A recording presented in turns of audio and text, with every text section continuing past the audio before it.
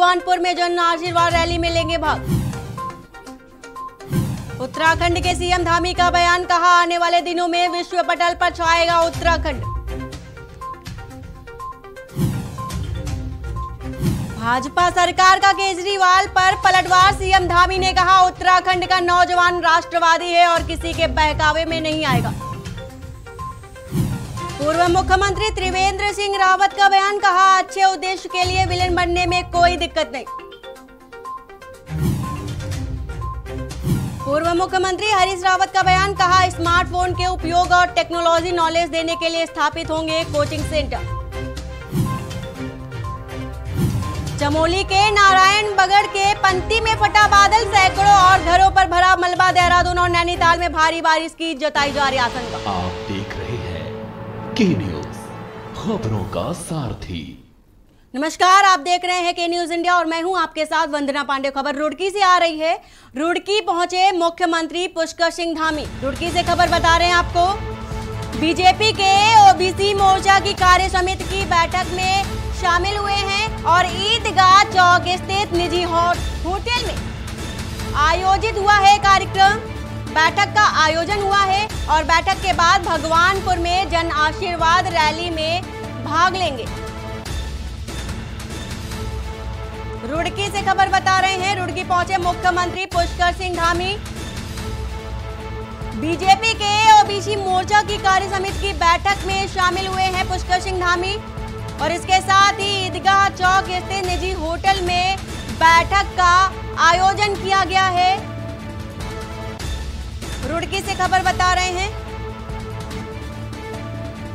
मुख्यमंत्री पुष्कर सिंह धामी रुड़की पहुंचे हैं और बीजेपी के ओबीसी मोर्चा की कार्य समिति की बैठक में शामिल हुए हैं सीएम पुष्कर सिंह धामी।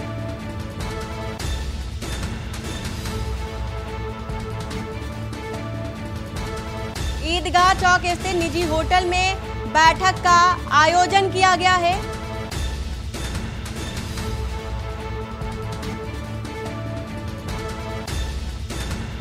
बीजेपी के ओबीसी मोर्चा की कार्य समिति में शामिल हुए हैं और बैठक का आयोजन ईदगाह चौक स्थित निजी होटल में किया गया है।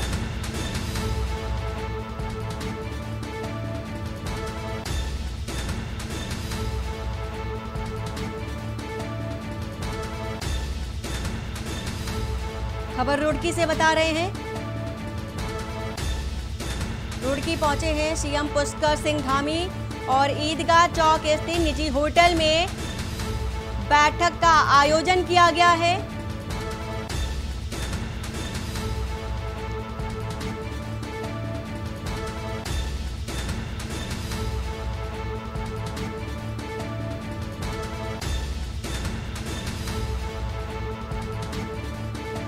खबर रुड़की से बता रहे हैं, ईदगाह चौक स्थित निजी होटल में बैठक का आयोजन किया गया है। सीएम पुष्कर सिंह धामी रुड़की पहुंचे हुए हैं जहां पर बैठक का आयोजन किया गया है। बीजेपी के ओबीसी मोर्चा की कार्य समिति की बैठक है ये।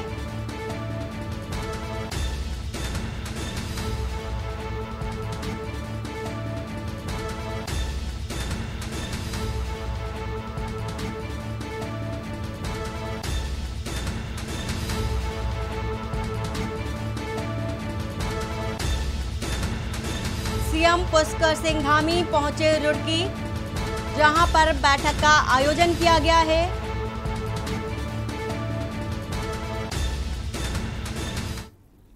और देहरादून से खबर है, भगवानपुर में जन आशीर्वाद रैली आज। देहरादून से आपको खबर बता रहे हैं, चुनाव को देखते हुए बीजेपी जन आशीर्वाद रैली निकाल रही है और आज भगवानपुर में आशीर्वाद रैली का आयोजन किया गया है। सीएम पुष्कर सिंह धामी इस रैली में शामिल होंगे। भगवानपुर में आज जन आशीर्वाद रैली निकाली जाएगी और इस रैली में सीएम पुष्कर सिंह धामी शामिल होंगे।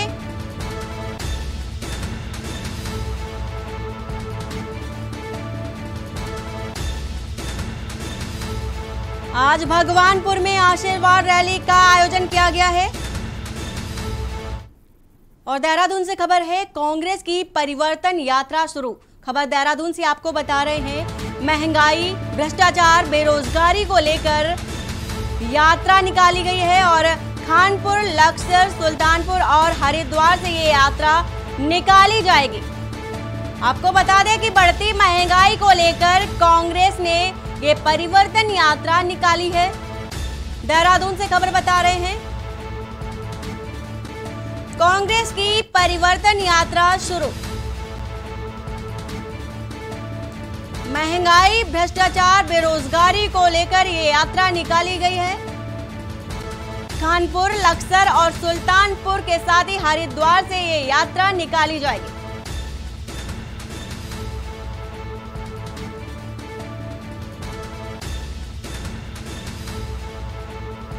देहरादून से खबर,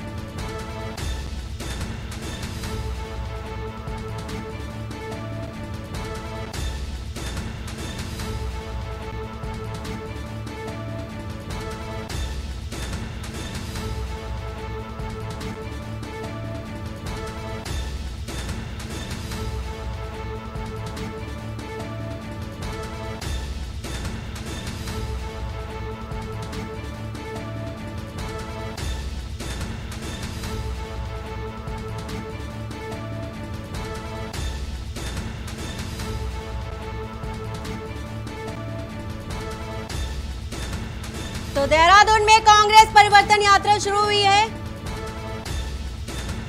महंगाई, भ्रष्टाचार के खिलाफ ये यात्रा निकाली जा रही है।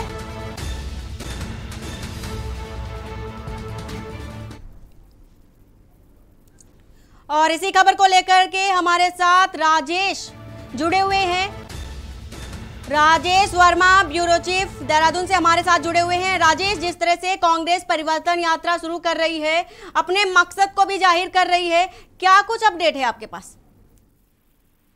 तो बता दें कि जिस तरीके से लगातार जो है यात्राओं का दौर जो है प्रदेश के अंदर जारी है, तो वही कांग्रेस ने भी परिवर्तन यात्रा का जो है आगाज कर रखा है। और लगातार इस तरीके से हम बता रहे हैं कि 2 दिन से लगातार हरिद्वार जिले में जो है अलग अलग जगह पर परिवर्तन यात्रा जो है निकाली जा रही है। और इसके साथ साथ आज जो है परिवर्तन यात्रा जो है वो हरिद्वार जिले के खानपुर, लक्सर, सुल्तानपुर और हरिद्वार ग्रामीण क्षेत्रों में जो है इसका भ्रमण होगा। लेकिन कहीं न कहीं एक तरीके से कहा जा सकता है कि चुनावी जुम्मन जो है वो बच चुका है। और किस तरीके से परिवर्तन यात्रा की बात हो रही है, तो एक परिवर्तन यात्रा के जरिए जो है कहीं न कहीं एक शक्ति प्रदर्शन का जो माहौल है वो पूरे को मिल रहा है। चाहे वो कांग्रेस की भी बात करें और अन्य पार्टी की भी बात करें, तो तमाम पार्टियां जो है वो कहीं न कहीं जो 2022 के जो आगामी चुनाव है उसकी रणनीति जो है वो तय हो चुकी है। और उसके आधार पर लगातार अपने शक्ति प्रदर्शन जो है इन यात्राओं के माध्यम से जो है वो प्रदेश में दिखा रही है। और ज्यादा से ज्यादा लोगों को अपने साथ एकजुट करके आगे चले, तो वही एक मुहिम जो है वो कहीं ना कहीं सभी पार्टियां, तमाम पार्टियां जो है वो लेकर के चल रही है। क्योंकि लगातार देखने को मिल रहा है कि जो अन्य पार्टियां जो है मौके के हिसाब से भी आम आदमी पार्टी जिस तरीके से प्रदेश के अंदर अपने पैर प्रचार कर रही है, तो कहीं ना कहीं अब 3 धड़ जो है अलग अलग तरीके से पार्टियों के जो विषय हैं पूरे प्रदेश के अंदर जो आगामी 2022 के चुनाव है उसको लेकर के जो है एक शंखनाद जो है वो बढ़ चुका है प्रदेश में। और सभी अपना एक यात्रा के नाम पर जो है कहीं ना कहीं एक शक्ति प्रदर्शन का जो प्रदर्शन है वो पूरे प्रदेश के अंदर दिखा है। बिल्कुल बिल्कुल राजेश, ये यात्रा के तौर पर शक्ति प्रदर्शन का कांग्रेस दिखा रही है। आपकी जानकारी देने के लिए आपका बहुत बहुत शुक्रिया। तो खबर देहरादून से बता रहे हैं, कांग्रेस की परिवर्तन यात्रा शुरू हुई है।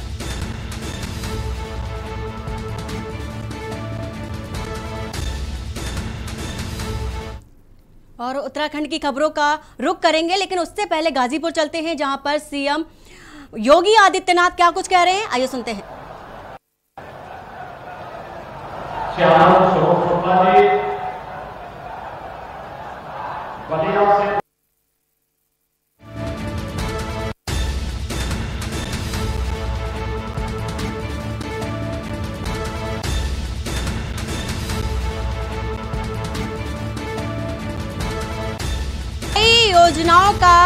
कई परियोजनाओं का लोकार्पण और शिलान्यास किया है। गाजीपुर के साथ ही सीएम ने जौनपुर का भी दौरा किया और वहां पर भी कई परियोजनाओं का शिलान्यास करने के साथ ही लोकार्पण भी किया।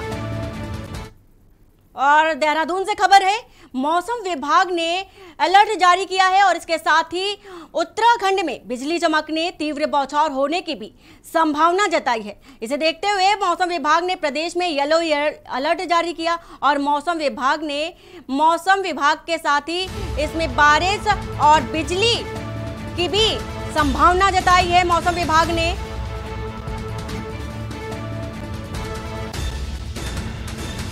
और इसे देखते हुए मौसम विभाग ने प्रदेश में येलो अलर्ट जारी किया है।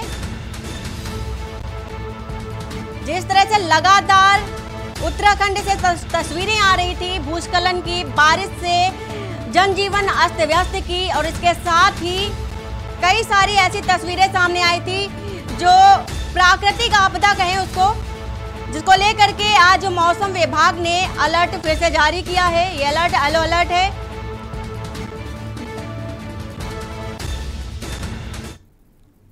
देहरादून से खबर है, भारत नेपाल का संयुक्त सैन्य अभ्यास आज से शुरू और सैन्य अभ्यास का आयोजित किया जाएगा। पिथौरागढ़ सेना क्षेत्र के 6 गढ़वाल रेजिमेंट के मैदान में आयोजित की जाएगी और भारत और नेपाल के सैनिक युद्ध रणनीति को साझा करेंगे।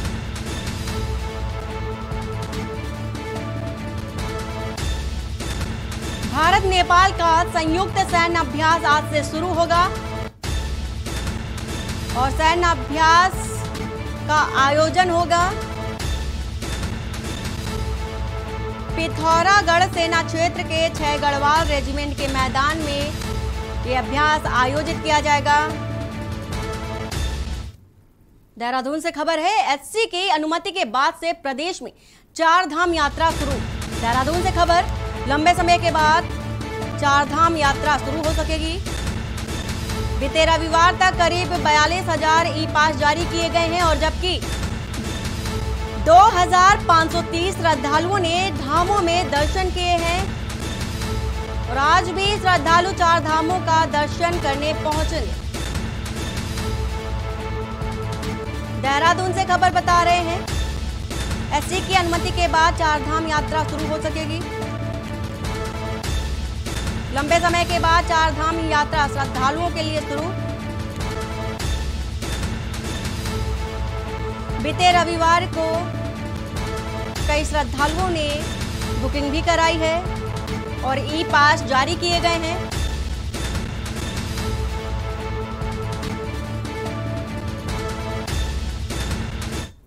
और इसी बीच भगवानपुर से खबर आ रही है, आगामी विधानसभा चुनाव को लेकर तैयारियां तेज। भगवानपुर से खबर बता रहे हैं, आज जिले में जन आशीर्वाद रैली का आयोजन किया गया। जन आशीर्वाद रैली का आयोजन किया गया है। रैली में सीएम पुष्कर सिंह धामी भी शामिल होंगे। आगामी विधानसभा चुनाव को लेकर के तैयारियां तेज हो गई हैं और आज जिले में जन आशीर्वाद रैली का आयोजन किया जा रहा है। भगवानपुर से खबर बता रहे हैं, रैली में सीएम पुष्कर सिंह धामी शामिल होंगे। उत्तराखंड विधानसभा चुनाव की तैयारी शुरू हो चुकी है और कांग्रेस बेरोजगारी और महंगाई के मुद्दों के साथ ही जनता के बीच में जा रही है। हरीश रावत के नेतृत्व में प्रदेश भर में कांग्रेस परिवर्तन यात्रा निकाल रही है। हरिद्वार के बाद कांग्रेस की परिवर्तन यात्रा कलियर और भगवानपुर झबरेड़ा के बाद मंगलौर पहुंची, जहां पर प्रदेश नेता प्रीतम सिंह, प्रदेश अध्यक्ष गणेश गोदियाल, प्रभारी देवेंद्र यादव और सांसद टमटा शह प्रभारी वरिष्ठ नेता रणजीत सिंह के साथ ही कई विधायक और कार्यकर्ता इस रैली में भाग लिए हैं और जनसमूह ने उनका भव्य स्वागत किया है। उन्होंने कहा है कि देश में आज किसान, मजदूर, छोटे व्यापारियों से लेकर रेहड़ी वाले, बेरोजगार युवा सभी भाजपा की नीतियों से परेशान और तंग आ चुके हैं। इसीलिए प्रदेश में 2022 की सरकार कांग्रेस की बनाने के लिए कांग्रेस को ही वोट दे। सिर्फ और सिर्फ झूठ से भरे हुए हैं। इनका हाल अगर देखना है कि किस तरीके की ये सरकार चलाते हैं, ये दिल्ली में जाकर देख लीजिए कि कितना बुरा हाल दिल्ली वालों का कर दिया है। वो तो शीला दीक्षित जी के काम थे जो पिछले 5 साल इन्होंने भुना लिया। अब हकीकत लोग दिल्ली वालों के सामने आ रही है इनकी, और ऐसा कुछ नहीं है। ठीक है, लोकतंत्र में हर पार्टी आती है, ये भी अपना कार्य कर रहे हैं, लेकिन इनका वजूद कुछ नहीं है। लोगों में कहीं से कहीं तक इनके लिए कुछ नहीं है, झूठ से भरे हुए हैं। ये उत्तराखंड के बारे में जानते क्या है? ये कब इन्होंने संघर्ष किया यहाँ के लोगों के साथ? कि कब इन्होंने किसानों के साथ संघर्ष किया, मजदूरों के साथ किया, युवाओं के साथ, महिलाओं के साथ? कब ये खड़े रहे? आज चुनाव के समय पे आ रहे हैं, जनता भली भांति इनके झूठ को समझ रही है। और इसी बीच कानपुर से खबर आ रही है, कांग्रेस की परिवर्तन यात्रा शुरू हो चुकी है। कानपुर से खबर, कांग्रेस की परिवर्तन यात्रा शुरू। महंगाई, भ्रष्टाचार, बेरोजगारी को लेकर यात्रा निकाली जा रही है। पदाधिकारियों व कार्यकर्ताओं के भव्य स्वागत की तैयारी की गई। कानपुर से खबर बता रहे हैं, कांग्रेस की परिवर्तन यात्रा शुरू हो चुकी है।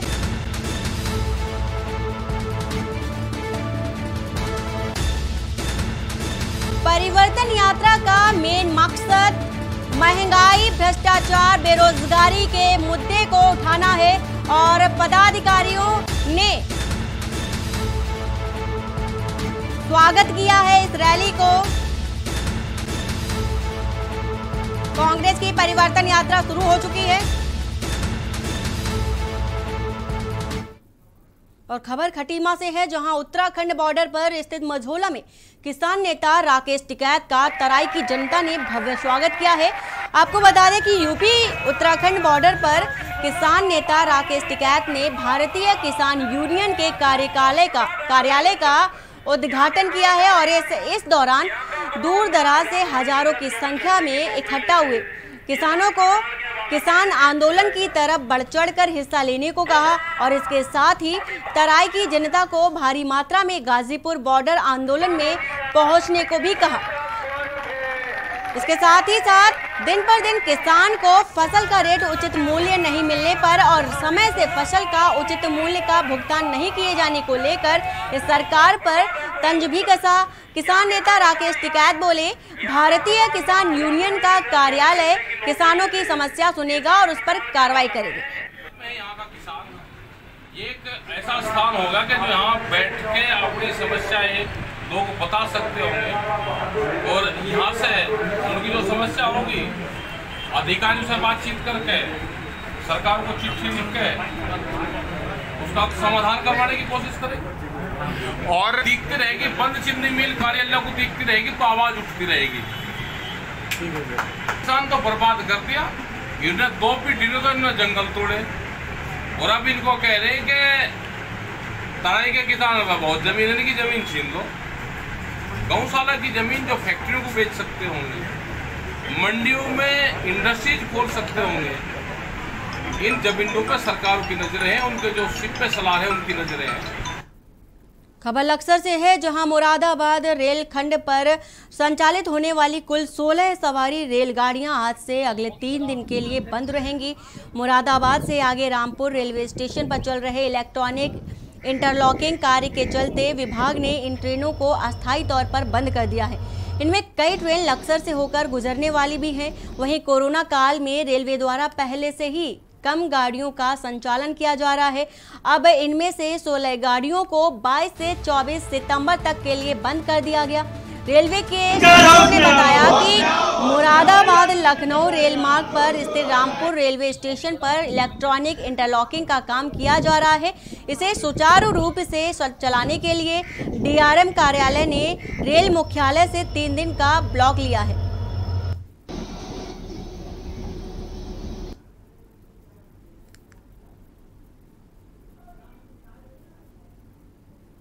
मुरादाबाद मंडल से लगभग 16 ट्रेनों को रेलवे ने बंद कर दिया है, यानी कि आने वाली 3 दिनों तक जो 16 ट्रेनें हैं लगभग वो बंद रहेगी। बताया जा रहा है कि बलरामपुर से आगे रामपुर रेलवे स्टेशन पर इलेक्ट्रॉनिक इंटरलॉकिंग टाइल्स का जो कार्य यानी कि निर्माण कार्य वहाँ चल रहा है, उसके चलते ये 16 ट्रेनें निरस्त की गई हैं। अभी 3 दिनों तक यात्रियों को काफ़ी परेशानियों का सामना करना पड़ेगा। इनमें से कुछ ट्रेनें यानी कि जैसे जनशताब्दी देहरादून काठगोदाम जो जाने वाली ट्रेन है, ऐसी कई ट्रेनें हैं जो लक्सर से होकर गुजरती हैं, जिनको फिलहाल 3 दिनों के लिए बंद कर दिया है। और कुछ ट्रेनों का जो संचालन है उनका यानी कि रूट है वो बदल दिया गया है। ऐसे में कब तक जो है ट्रेनों का संचालन होगा, क्योंकि पहले ही कोरोना काल में जो वेंडर हैं लक्सरों के, उनको काफ़ी परेशानियों का सामना करना पड़ा है। अब फिर ट्रेनें बंद होने के बाद कहीं ना कहीं परेशानियों का सामना यानी कि रोजी रोटी का जो संकट है वेंडरों के सामने वो खड़ा हो सकता है। कैमरा पर्सन के साथ राम गोपाल, के न्यूज़ इंडिया, लक्सर। वक्त हो चला एक छोटे से ब्रेक का, जल्द हाजिर होते हैं। आप देख रहे हैं के न्यूज़, खबरों का सारथी।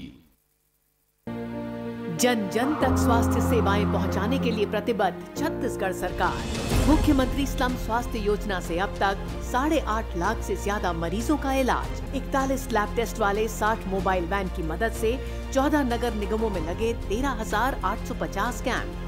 1,20,000 से ज्यादा को मिली मुफ्त लैब टेस्ट सुविधा। हाट बाजार क्लिनिक से समाज के आखिरी छोर तक स्वास्थ्य सुविधाएं पहुंचाने की अभिनव पहल से सुदूर वनांचल के 90 लाख से ज्यादा मरीज लाभान्वित। 1600 से ज्यादा हाट बाजार क्लिनिकों से अब तक 8 लाख से ज्यादा मरीजों का इलाज। छत्तीसगढ़ हेल्थ मॉडल के मलेरिया मुक्त बस्तर अभियान को UNDP और नीति आयोग से मिली सराहना। बीजापुर में मलेरिया के केस 71% और दंतेवाड़ा में 54% हुए कम।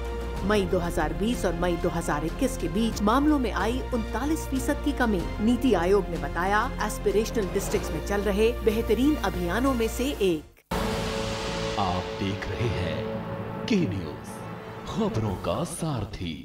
ब्रेक के बाद आपका स्वागत है और खबर पौड़ी गढ़वाल से है। पौड़ी गढ़वाल में नारी सशक्त देश सशक्त की थीम पर महिला पुलिस कर्मियों में आत्मविश्वास एवं सुरक्षा की भावना को जगाने के लिए आयोजित हुआ और एक हफ्ते का आत्मरक्षा प्रशिक्षण कार्यक्रम खत्म किया गया। इस मौके पर SSP पौड़ी ने महिला पुलिस कर्मियों को प्रोत्साहित भी किया। पहले चरण में 20 महिला पुलिस कर्मियों को प्रशिक्षण दिया गया। प्रशिक्षण में एक्सरसाइज के माध्यम से शरीर की रोग प्रतिरोधक क्षमता बढ़ाने और महिला पर किसी चीज से आक्रमण होने पर बचाव संबंधी ट्रिक भी बताए गए।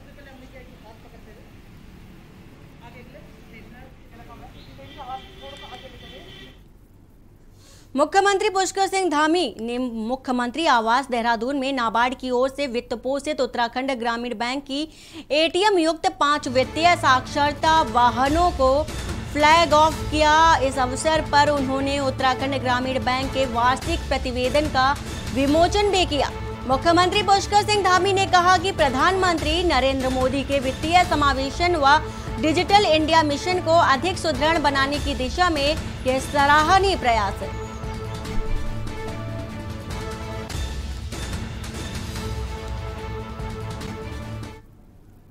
खबर मंगलौर से है, जहां दिव्यांग सेवा समिति ने दिव्यांग कैंप का आयोजन किया।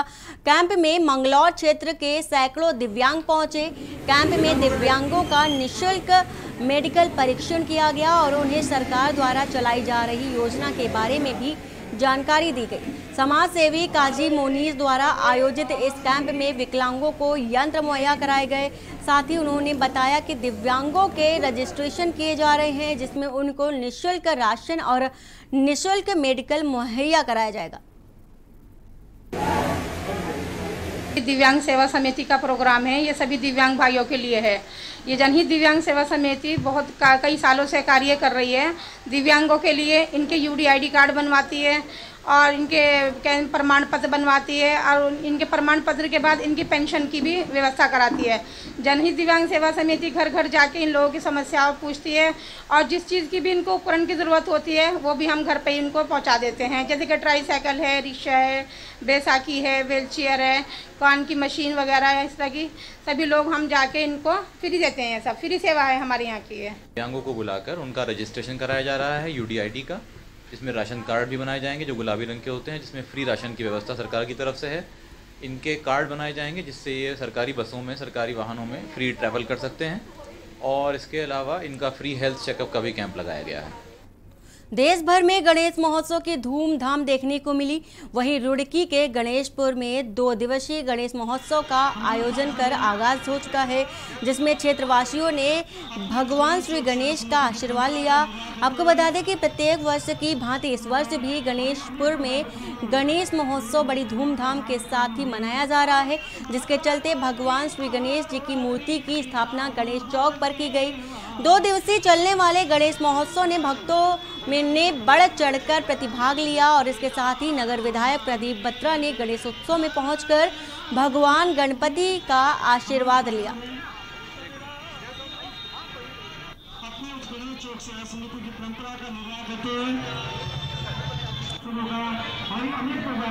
अगले बरस तो चल दिया। गणपति जी के विसर्जन का समय आ गया है और सभी लोग धूमधाम से गणपति का त्यौहार मना रहे हैं। गणेश चौक पे आज सभी समिति के लोग यहाँ पर एकत्र हुए और आरती करी और सभी ने जो है गणपति का गुणगान करा। और कोरोना के बाद मैं समझता हूँ कि मेला आज भरा है और बहुत रौनक है मेले में। लोगों में बहुत जोश है कि मेले को लेकर और सब में उत्साह है और सभी चाहते हैं कि गणपति सबकी मनोकामना पूरी करें और हमारे शहर में सुख शांति रखें और स्वास्थ्यपूर्ण वातावरण रहे। महागणपते नमः। खबर बेरीनाग से है, जहां नेहरू युवा केंद्र पिथौरागढ़ के द्वारा युवा कार्यालय एवं खेल मंत्रालय भारत सरकार के आज़ादी अमृत महोत्सव के तहत फीट इंडिया फ्रीडम दौड़ का आयोजन पांखू में किया गया, जिसमें विभिन्न वर्ग में दौड़ आयोजित की गई।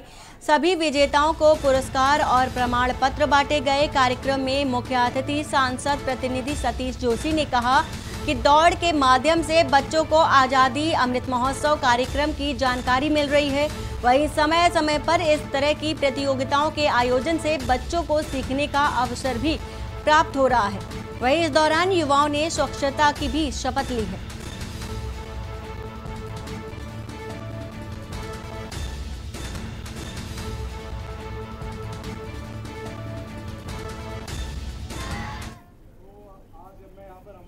आज ग्राम पाखू में और विकासखंड बेरीनाग में एक फिट इंडिया फ्रीडम रन का आयोजन किया गया, जिसमें युवाओं ने बढ़ चढ़ कर प्रतिभाग किया एवं यहाँ के जिला पंचायत अध्यक्ष एवं ग्राम प्रधान एवं सभी गणमान्य व्यक्तियों ने भी इस आयोजन को सफल बनाने में अपनी भूमिका निभाई। ये जो कार्यक्रम है ये प्रत्येक विकासखंड में 2 अक्टूबर तक चलाया जा रहा है, जिसमें समस्त युवा मंडल के सदस्यों के साथ 7.5 किलोमीटर की दूरी की राजधानी देहरादून में 3 दिवसीय देहरादून इंटरनेशनल फिल्म फेस्टिवल 2021 का आयोजन राजपुर रोड स्थित सिल्वर सिटी मल्टीप्लेक्स में किया जा रहा है और इस फिल्म फेस्टिवल में कई शॉर्ट फिल्म, डॉक्यूमेंट्री और कई सारी चीज़ें दिखाई दी जा रही हैं। और वहीं बड़ी फिल्म फेस्टिवल में बड़ी संख्या में फिल्मी जगत की बड़ी हस्तियों का जमावड़ा भी देखने को मिला है। 17, 18 और 19 सितंबर तक यह फिल्म फेस्टिवल आयोजित किया गया। और इसके साथ ही आपको बता दें कि शुक्रवार को मुख्यमंत्री पुष्कर सिंह धामी ने इंटरनेशनल फिल्म फेस्टिवल का शुभारंभ किया।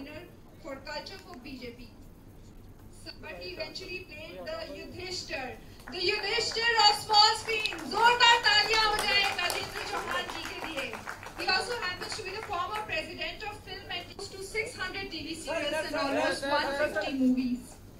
He was previously offered to play role of Sir, can we have you on the stage, please? तो देहरादून से आपको इतनी खबर दिखा रहे हैं। 3 दिवसीय इंटरनेशनल फिल्म फेस्टिवल का आयोजन किया गया है और इस फिल्म फेस्टिवल में कई शॉर्ट फिल्म और भी कई तरह की मनोरंजक फिल्में बनाई जाएंगी। इसके साथ ही सीएम पुष्कर सिंह धामी भी शामिल हुए हैं।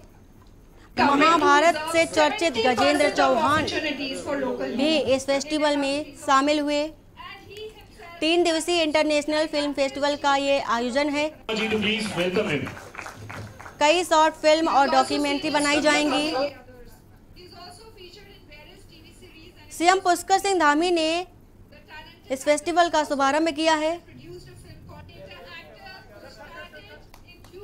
फिल्म निर्देशक केसी बोकाडिया और मनजोत सिंह भी शामिल हुए हैं। आगे नीचे आके बैठ जाइए, अगर खड़े रहेंगे तो पीछे से उनको व्यू नहीं आएगा। आप आगे नीचे आके बैठ जाइए please. Can I request everyone to also works as national convener for culture. Dehradun से खबर बता रहे हैं आपको, महाभारत से चर्चित अभिनेता गजेंद्र चौहान इस कार्यक्रम में शामिल हुए हैं। फिल्म निर्देशक केसी बोकाडिया और मनजोत सिंह भी मौजूद रहे। सीएम पुष्कर सिंह धामी ने इस कार्यक्रम का शुभारंभ किया है।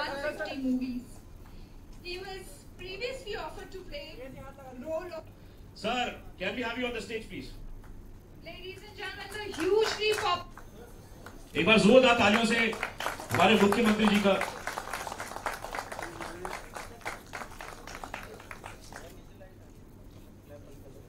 डायरेक्टर राजेश शर्मा जी की उनका स्वागत करें। Government to reserve 70% of opportunities for local youth in industries of state, and he himself happens to be the youngest chief minister of Uttarakhand. जी, तो प्लीज वेलकम हिम। 3 दिवसीय इंटरनेशनल फिल्म फेस्टिवल का आयोजन किया गया है और इस फिल्म फेस्टिवल में कई शॉर्ट फिल्म्स और डॉक्यूमेंट्री भी बनाई जाएंगी। मैं देहरादून आया हूँ और ये छठा फिल्म फेस्टिवल है, तो बहुत एक्साइटेड हूँ। बहुत मज़ा आने वाला, बहुत अच्छे अच्छे कलाकार देखने को मिलने वाले हैं और कुछ सीखूंगा मैं कि क्या फिल्म मेकिंग, किस तरह से नई अपॉर्चुनिटीज़ हैं, नया डायरेक्शन, नई एक्टिंग। तो बेहतर सर एक बार अगर हम लोग मिलते हैं तो कुछ आगे बढ़ेंगे और तो मैं क्या बोल सकता हूँ। मुझे एक्चुअली आपको सच्ची बताऊँ भाई, आई थैंक यू वेरी मच जो ये लोग जिसने ऑर्गेनाइज किया, राजेश जी और इन सब ने। तो आज छोटा है तो कल यही पौधा बड़ा होगा और क्या, ऐसे ही होता है। देखिए, जो फिल्में होती हैं वो जीवन का आईना होती हैं। ये जो फिल्म फेस्टिवल होते हैं ये दिखाते हैं कि किस प्रदेश में फिल्मों का कितना जोर है। तो मुझे बड़ी खुशी है कि मैं देहरादून आया हूँ और देहरादून इंटरनेशनल फिल्म फेस्टिवल में मुझे हिस्सा लेने का अवसर मिला है और मैं इसको शुभकामनाएं देता हूं। और जो लोग इसमें पार्टिसिपेट कर रहे हैं, जिनकी फिल्में यहाँ दिखाई जाएंगी, उनके लिए भी शुभकामनाएं। और बाकी कार्यकर्ता जो सब लगे हुए हैं इसको ऑर्गेनाइज करने के लिए, उनके लिए भी मेरी शुभकामनाएं। और बुलेटिन फिलहाल इतना ही। बाकी खबरों के लिए बने रहिए आपके न्यूज़ इंडिया के साथ। नमस्कार।